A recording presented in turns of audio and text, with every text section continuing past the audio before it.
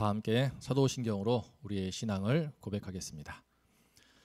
전능하사 천지를 만드신 하나님 아버지를 내가 믿사오며 그 외아들 우리 주 예수 그리스도를 믿사오니 이는 성령으로 잉태하사 동정녀 마리아에게 나시고 본디오 빌라도에게 고난을 받으사 십자가에 못 박혀 죽으시고 장사한 지 사흘 만에 죽은 자 가운데서 다시 살아나시며 하늘에 오르사 전능하신 하나님 우편에 앉아 계시다가 저리로서 산자와 죽은 자를 심판하러 오시리라.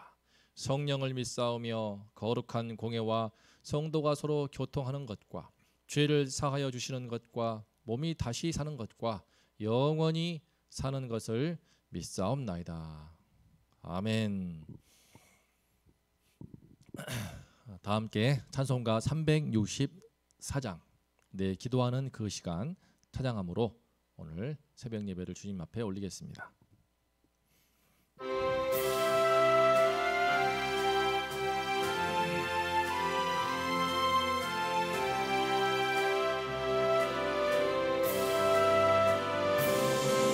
내 기도하는 그 시간 그때가 가장 즐겁다. 이 세상 근심 걱정에 얽매인 나를 부르사 내 진정 소원 주 앞에 낱낱이 바로 아래요.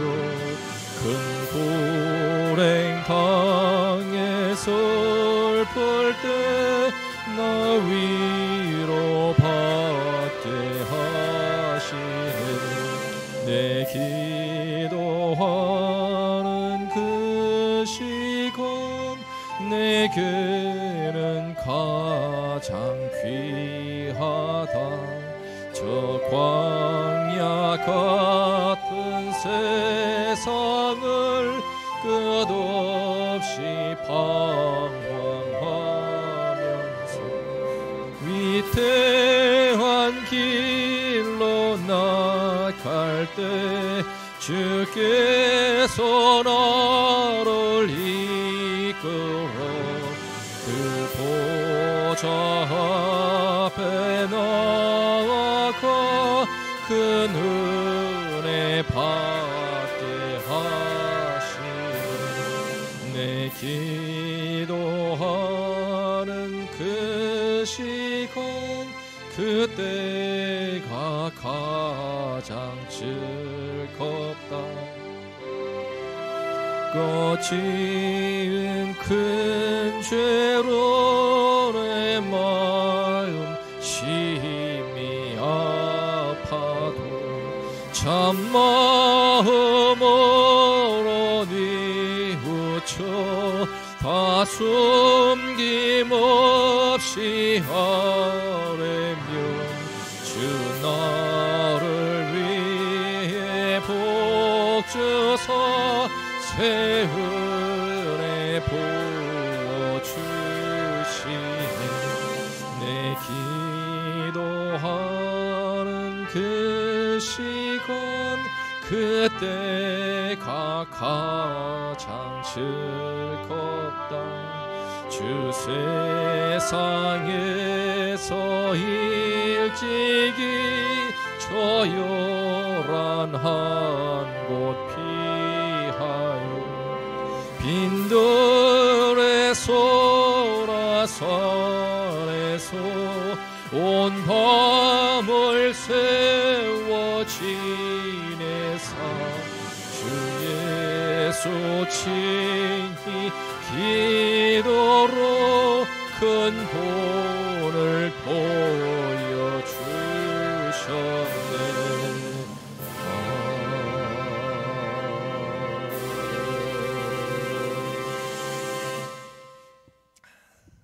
오늘 말씀은 미가서 3장 12절입니다.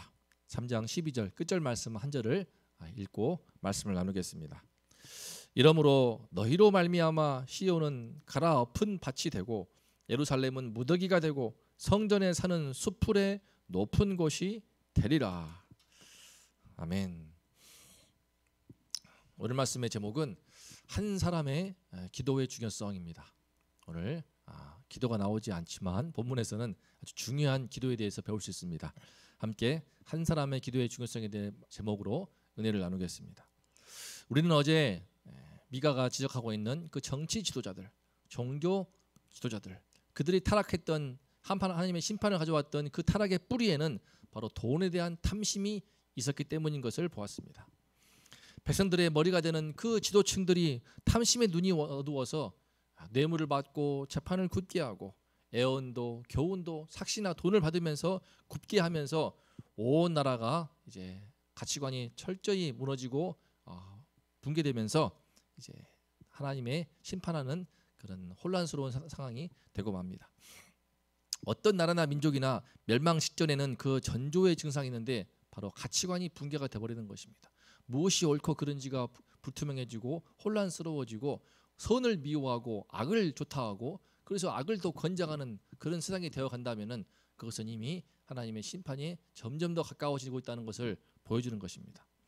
이제 오늘 말씀에서 하나님께서는 이스라엘을 향한 심판, 이제 코앞에 닥쳐 있는 그 심판을 예고하십니다. 이미 선을 미워하고 악을 좋다고 하니까 바른 길을 틀렸다고 말하고 돈만 많이 벌 수 있다면은 뇌물과 삭과 돈을 벌 수만 있다면은 엉터리로 교훈하고 엉터리로 예언하고 엉터리로 재판하는 이 세상을 하나님이 어찌 그만두시겠습니까? 하나님의 심판의 칼날이 이제 목전에 다가오고 있었습니다.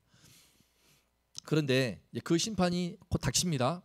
그런데 한 사람의 기도를 통하여서 하나님이 그 심판을 거두시는 놀라운 일을 오늘 배울 수가 있습니다. 오늘 말씀을 통하여서 당장 우리 머리 위에까지 닥쳐 있는 하나님의 심판까지도 중단시킬 수 있는 한 사람의 기도의 힘에 대해서 배울 수 있기를 기도합니다. 12절을 보겠습니다. 이러므로 너희로 말미암아 시온은 갈아엎은 밭이 되고 예루살렘은 무더기가 되고 성전에 사는 수풀의 높은 곳이 되리라. 너희로 말미암아, 바로 너희 제사장들, 너희 선지자들, 너희 정치 지도자들, 너희 백성들의 머리 들인 지도층들, 너희들의 죄악 때문에 이제 시온은 갈아엎은 밭이 된다는 것입니다. 갈아엎은 밭이라는 것은 이제 굳이 밭을 간다는 뜻이 아니고 그만큼 다 엎어버려서 누군가가 밭을 갈아가지고 그냥 흙더미가 남아있는 것처럼 시온에 있는 모든 건물들이 다 무너지게 되고 터도 남지 않을 만큼 무자비하게 완전하게 파괴가 될 것이라는 말씀입니다. 예루살렘은 무더기가 됩니다. 그래서 전쟁을 의미하는 것이죠. 전쟁 이후에 전쟁을 통하여 폐허가 된 그 상태를 바로 이 원문을 보게 되면은 무더기라고 하는 단어가 꼭 그와 같은 단어입니다. 전쟁의 전란 속에서 황폐해진 그 무더기, 그 부스러기들을 가리키고 있습니다. 그리고 성전에 사는 수풀의 높은 곳이 되리라. 예루살렘 성전이 있는 그 높은 산들은 이제 수풀이 우거진 곳이 되고 다 무너지고 수풀만 우거지는 참 짐승들이 오가는 그런 곳이 되며 또 높은 곳이 되리라는 것은 무슨 뜻입니까? 높은 곳은요, 원문을 보게 되면은 산당을 짓던 곳입니다. 이스라엘에서 우상 숭배를 자행하던 그 빈번하게 하던 장소가 바로 산당, 수풀이 우거지고 큰 나무가 있으면은 어김없이 그런 높은 곳에다가 산당을 지어놓고 여호와 이름으로 우상을 숭배하였습니다. 그런 산당, 그러니까 이스라엘 땅은 궁극적으로 우상 숭배 때문에 심판을 받아서 사람이 살지 못하는 장소, 황무지같이 되고 수풀이 우거지는 장소가 될 것이라는 것을 말씀하고 있습니다. 그래서 지금 3장 말씀은 미가서 3장 말씀은 예루살렘을 중심으로 한 이스라엘 백성들의 죄악들, 특히 지도층들의 죄악을 적나라하게 고발하고 책망하면서 심판을 이제 말하고 있는데요.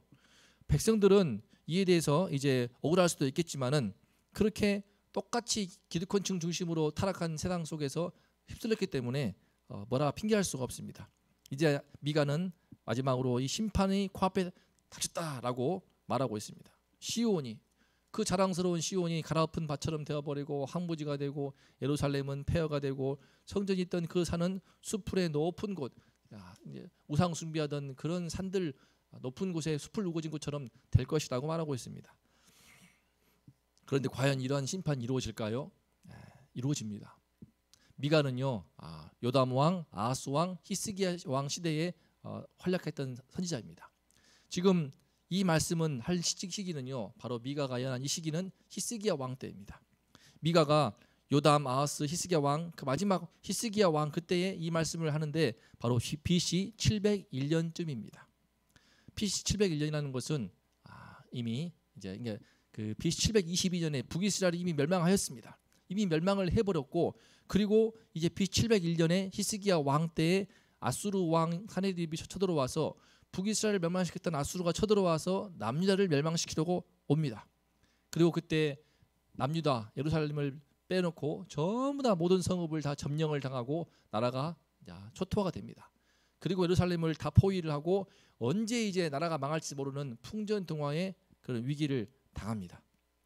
그런데 그때가 바로 BC 701년인데요.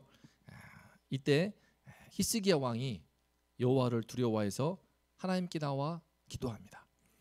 백성들의 대표이고 모든 지도층들의 머리가 되는 그 히스기야 왕이 애통하게 회개하면서 하나님 앞에 긍휼을 구합니다. 이 사건이 바로 에레미야 26장 18절과 19절, 에레미야 26장 18절과 19절을 보면은 잘 기록되어 있습니다.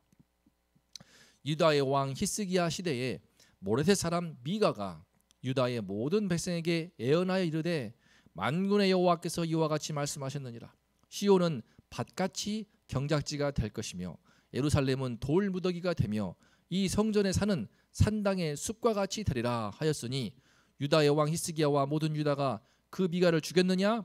히스기야가 여호와를 두려워하여 여호와께 간구하매 여호와께서 그들에게 선언한 재앙에 대하여 뜻을 돌이키지 아니하셨느냐. 지금 이 말씀을 하는 것은요, 이제 한참 뒤의 이야기인데 이제 에레미야 선지자가 말씀을 사역할 때입니다. BC 586년에 남유다가 멸망하는데 바로 BC 700년 정도에 있던 미가 선지자, 그보다 한창 선배의 미가 선지자가 하나님의 말씀을 증거했을 때에 그때 히스기야 왕이 그 말씀을 기억을 하고, 똑같지 않습니까? 말씀이 시온은 밭같이 경작지가 될 것이며 예루살렘은 돌무더기가 되며 이 성전의 산은 산당의 숲과 같이 되리라. 표현만 좀 바뀌었을 뿐이지 시온, 예루살렘, 이 성전의 산 똑같습니다. 가라앉은 밭이 되어버리고 무더기가 되어버리고 그리고 산당의 숲처럼 숲풀이 우거진 산이 되어버리고, 바로 이 말씀이 그 당시에 미가가 오늘 말씀을 증거했는데 미가 시대 백성들이 그 말씀을 들었고 히스기야 왕도 그 말씀을 듣고 있다가 마침내 아수르가 쳐들어와서 나라를 포위하니까 이 말씀을 기억을 하고 여호와께 나아가 간절히 기도하며 제발 은혜를 달라고 간구한 것입니다. 그때 하나님께서 재앙에 대하여 뜻을 돌이킵니다.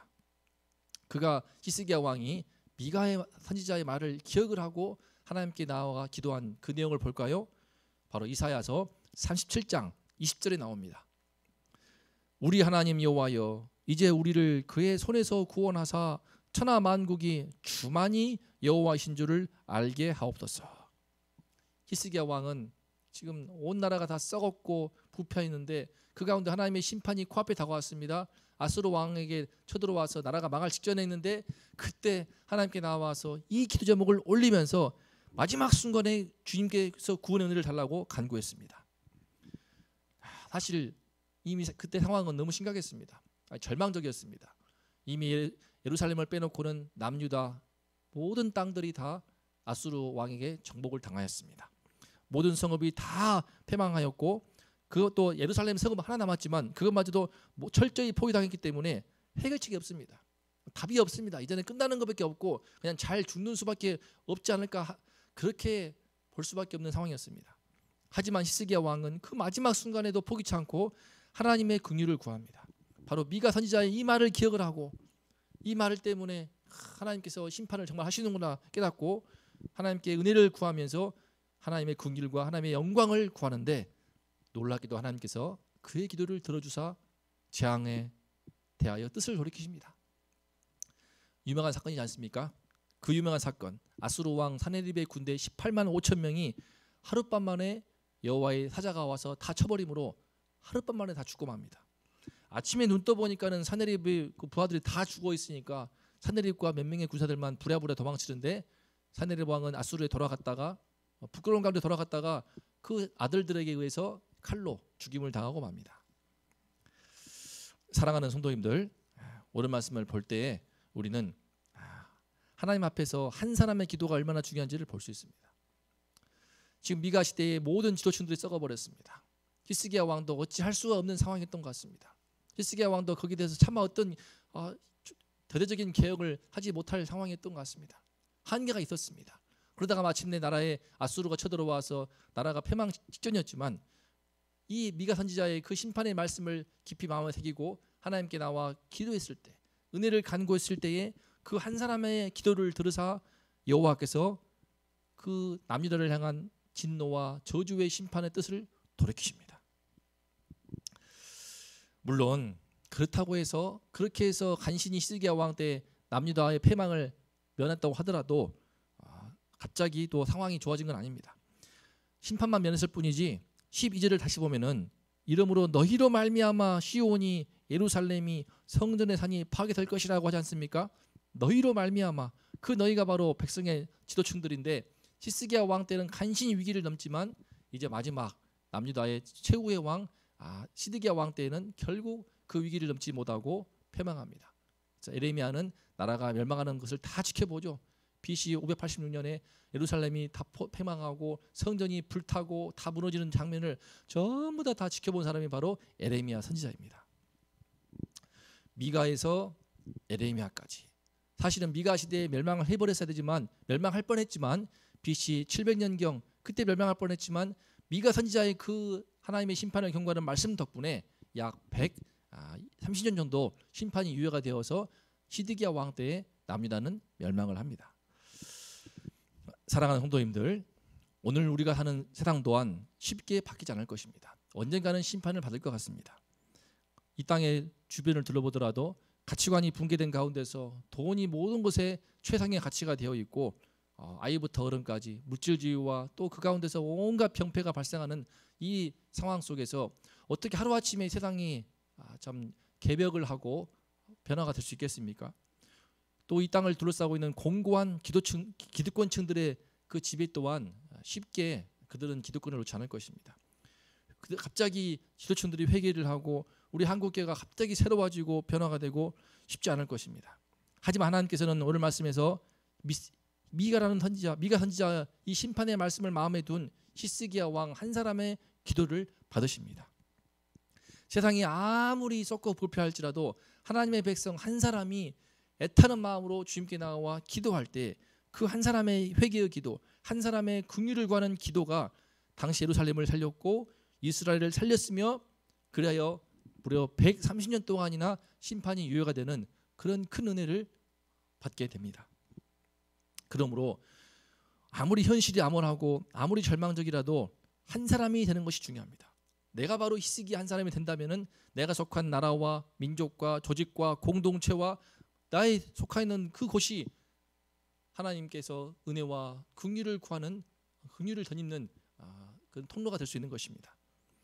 다 끝났어, 소망이 없어, 우리나라를 보더라도 출산율도 저조하고 해일 조선이 되어버렸고 또 이런 현실의 암울함 때문에 집도 하기 힘들고 결혼하기 힘들기 때문에 청년들의 깊은 자조가 섞인 한숨을 쉬면서 우울증에 또 깊은 참 절망에 빠져 있는 이들이 너무나 많은 세상이지만, 그렇다고 해서 다 끝나버렸어라고 두 손 두 발 놓는 것이 아니라 하나님을 바라보면서 하나님의 은혜를 구하고 하나님의 긍휼을 구하고 이 시대의 청년들을 위하여서, 이 시대의 다음 세대를 위하여서, 우리 자손들을 위하여서 기도하는 그 한 사람이 있을 때에 하나님은 그 한 사람의 기도를 통하여서 그 가정에서, 그 직장에서, 그 또 교회에서, 그 공동체에서 반드시 회복의 역사를 이루시고 구원의 역사를 이루시고 당신의 영광을 드러내어 주십니다. 히스기야 왕의 그 기도가 바로 그 증거입니다. 성도님들, 우리 모두 다 각자 크고 작은 어려움들이 있습니다. 인생의 아픔이 있습니다. 가정 문제가 있고 자녀 문제가 있고 직장 문제가 있고 건강 문제가 있습니다. 지금 다음 주에는 이제 새생명 조도 축제를 앞두고 있는데 좀 신방을 하려고 해도 문을 닫아 걸고 나오지 않는 분도 있고 전화도 받지 않는 분도 있고 장결짤도 그러한 판에 예수 믿지 않는 밖에 있는 불신자들은 오죽하겠습니까? 이런 상황에서 우리는 정말 어쩔 수 없다고 해서 전도를 포기하고 싶은 마음도 들고 그냥 내 믿음 지키는 것으로만 자족하고 싶은 마음도 듭니다. 하지만 어떤 상황에서도 오늘 말씀에서 보이듯이 히스기야 왕처럼 한 사람의 기도가, 그 기도가 세상을 살리고 한 영혼을 살리고 놀라운 변화와 하나님의 영광의 역사를 이루어 내십니다. 이 시간 우리가 그 한 사람의 기도를 축복하시는 하나님을 바라보면서 우리 성도님들, 저와 여러분이 히스기야 왕처럼 한 사람의 기도하는 사람, 기도하는 주의 종이 될 수 있기를 기도합니다. 우리가 영적인 지도자가 된 심정으로 내가 기도함으로써 나의 가정을 살리고 내가 속한 다음 세대를 살리고 이 시대 청년을 살리고 이 시대에 우리 교회를 살리는 그 일에 우리 모두가 귀하게 쓰임받게 되기를 간절히 기도합니다. 다 함께 합심하여 오늘 말씀 생각하면서 기도하겠습니다. 한 사람의 기도의 중요성을 배웠습니다.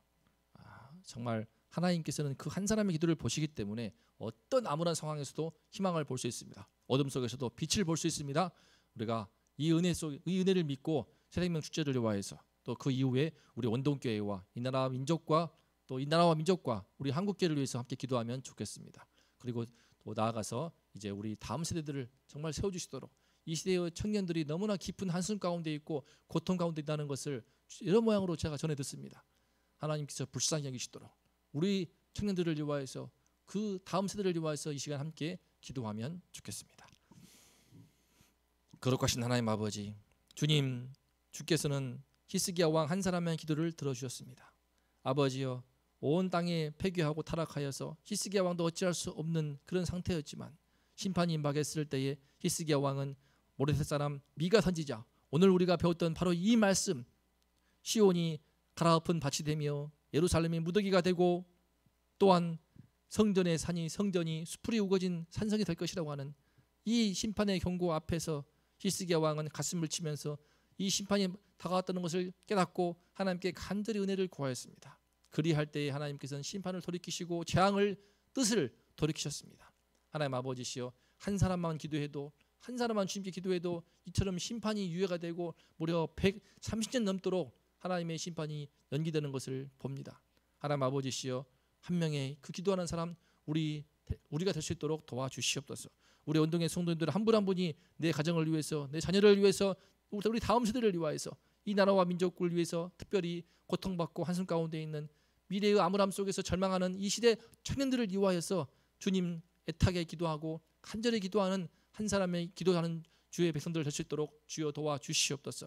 그럴 때 우리의 기도를 들으시고 주께서 역사하사 놀라운 일을 이루실 줄을 믿습니다. 반드시 구원하시고 회복하시며 어떤 모양으로든 하나님의 영광을 드러내어 주실 줄 믿습니다. 하나님, 장결자분들, 교회 나오지 못하신 분들, 또한 예수 밖에 있는 분들을 위해서 기도하며 신방하며 새생명 전도 축제를 준비하는 우리 성도님들을 기억하여 주시고, 하나님 아버지, 한 영혼이라도 구원받고 한 영혼이라도 회개하여 주께 돌아오는 그 은혜 역사가 있게 하여 주시옵소서.